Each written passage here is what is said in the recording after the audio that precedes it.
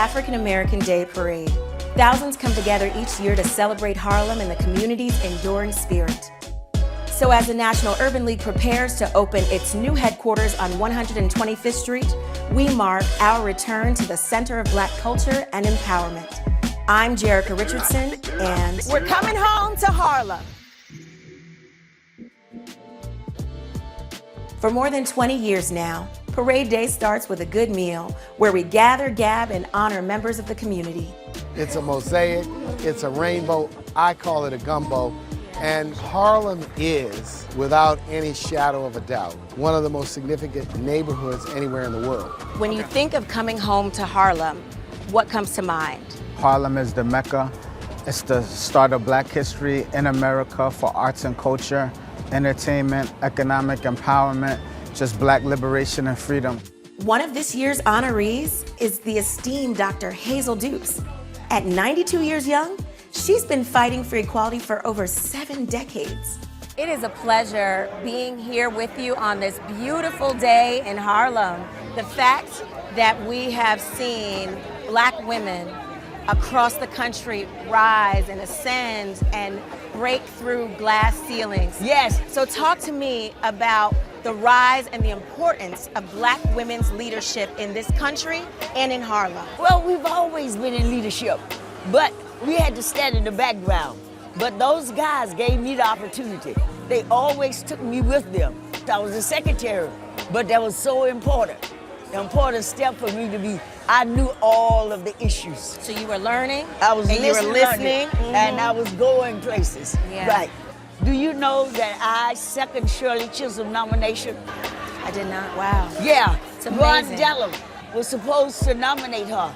And the white power structure, they told Ron if he nominated Shirley Chisholm, he would go nowhere in the Democratic Party. I'll be here to tell the story.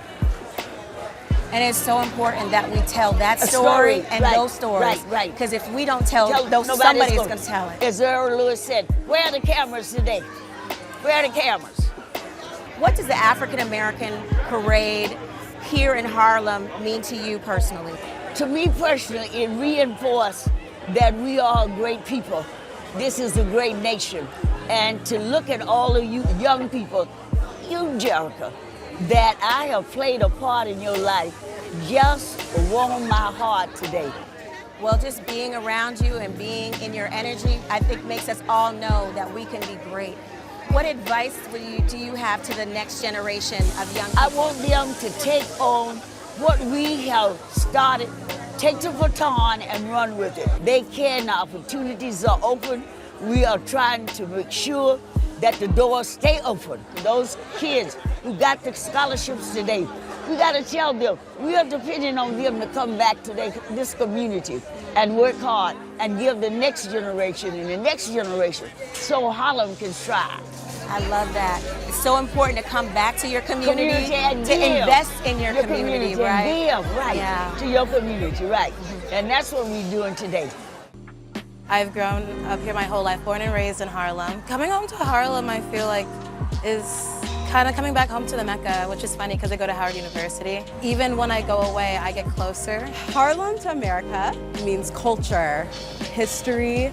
A lot of Black activists, did a lot of their work here. It's just the roots of a lot of African American history and Black culture. I'm a musician personally, so I was always surrounded by the music from Harlem, getting involved in community spaces. To me, coming home to Harlem means being surrounded by the community I grew up with and being able to just treasure that, really just bask in the legacy of all the great people who have come from here and all the people that I know that I'm making proud with my work today. As we march through the streets of Harlem, the parade is a vibrant call to action for the community to stay involved. It's a call that third-generation Harlemite Chef JJ Johnson has answered with his restaurant, Field Trip. Let's see what he's cooking up. Every bowl has a significance in a very different way. It's taking on a rice culture around the world. All the rices at Field Trip come directly from the farm, freshly milled, no enrichment or not. The shrimp is kind of speaking to me a little bit, yeah. So we're gonna do a little shrimp bowl for you. Okay. And a little bit of crab pocket. Love that. All right. So what does Harlem mean to you? Harlem means I mean, my family's from Harlem, right? It's like my grandmother came here on a church bus from North Carolina at 16 years old and never went back. Hence the college dream. Correct. But growing up as a kid, wanting to cook, I never thought that I would ever open a restaurant in Harlem. Everybody tells you to open something downtown. But why So do they're that? always telling you, not here, not uptown. Right. We're here because of the Harlem community. My aunt used to say, if you can make it in Harlem, you can make it anywhere in the world. We've been very fortunate to be able to survive the pandemic, but have the backbone of Harlem Nights really supporting a local business. So yeah, you see this, you get these beautiful collard greens. You get those beautiful coconut rice grits. I love that. And we're gonna drop the shrimp on top. Put a little bit of chili. Oh, I love that. A little spice. A little spice. So that's your shrimp bowl. These are your crab pockets here. Okay. Comes with our sauce. We call it sweet and sour, but I think for you, So what's in here? It's like a mambo sauce, like DC. Oh, no, DC, Okay. yeah. So that's what you're gonna get. What's in there? I can't tell you what's in here. No, I know. You can't give your secrets It's a away. little bit of ketchup, a little Right. pineapple juice, a little bit of A something little else. flavor, a little bit of something. Yes. But we're gonna hook you up. Okay. What would you like? Pineapple ginger lemonade or mango iced tea? Decisions. Pineapple, ginger, lemonade, and a little bit of the mango and green tea. You have something for everybody, okay? We're trying to give you high quality food at an affordable rate really fast. Which is really important. And when you think about the makeup of a black community or working class community, we don't have stuff that is good for you. Correct. I mean, Yes. that's one of the challenges at the National Urban League that we are really trying to push back on. There are a lot of food deserts in our community. Vegetables. I mean, our people want the best and they deserve the I best. don't know, there's some reason that believes that our community don't eat vegetables, but we grew up They on do. vegetable, legumes, Clearly, and rice. we've been making all of these things, the community gardens and everything else. Correct. And so that's what I just really love, and I'm so excited about the Urban League coming back home to Harlem. That's where we are as a gang. I'm excited. Yeah. We're gonna change the whole game. But like the same thing for me, like they could have went anywhere else. Right. And they chose a place where when people think about black excellence or you think about being black, you think about Harlem.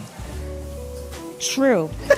This is great. I'm gonna try this mix. I never tried the mango and the pineapple before. Well, JJ, thank you so much for your spending time with us. You're not gonna have a crab pocket? Oh, okay. What you gonna do here? What's going on? I gotta take I have one with you. With the mambo sauce, right? Yes. That you're not going to tell me what's in it, but you can't. know what? All right. I'm Go going to ahead. test it and I'll let folks know Here, if I the don't want- mambo's the way to go. Thank you.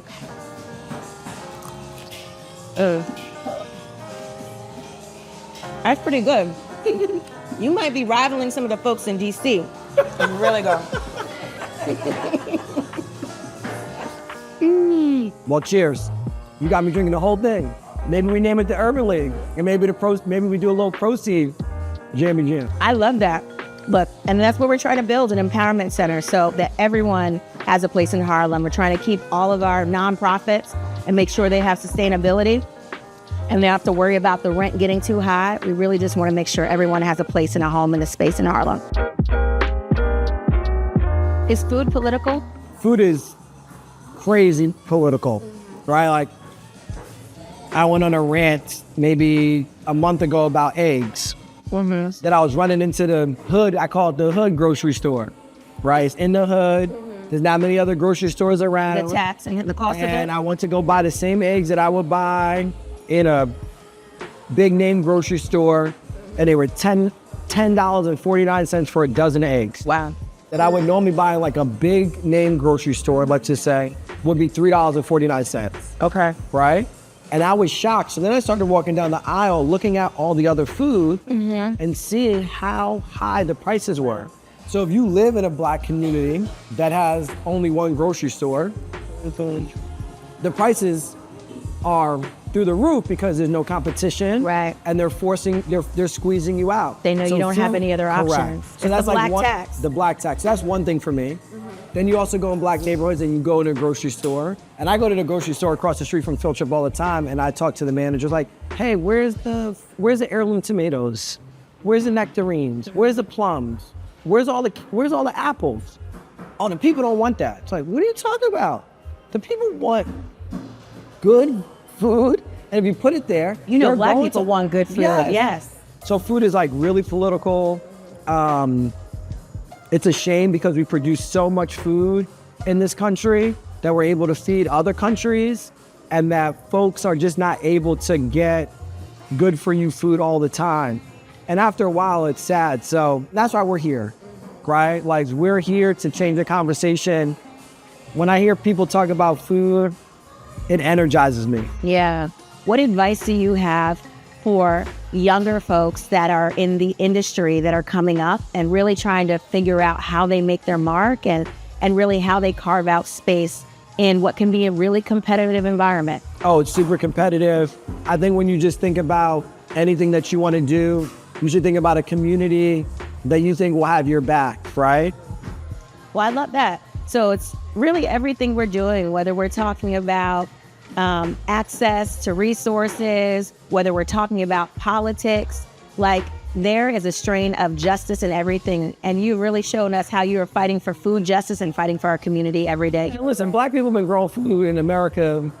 I mean, that's why America is the richest nation, because of agriculture. Mm-hmm. Absolutely. And black people are responsible for that. Mm-hmm. You want to talk about history, that's the facts. Mm-hmm. And I think that could change a lot of different conversations when we look at it that way. I hope you think food was political too. Just like the food that nourishes and connects us, justice feeds our spirit and fuels our fight. Nowhere is that more evident than in Harlem, where our past, present, and future converge. Harlem is where our history was made and where we are writing our next chapter. It's where we've come to realize that justice isn't just a destination, it's a movement. And once again, Harlem is leading the way.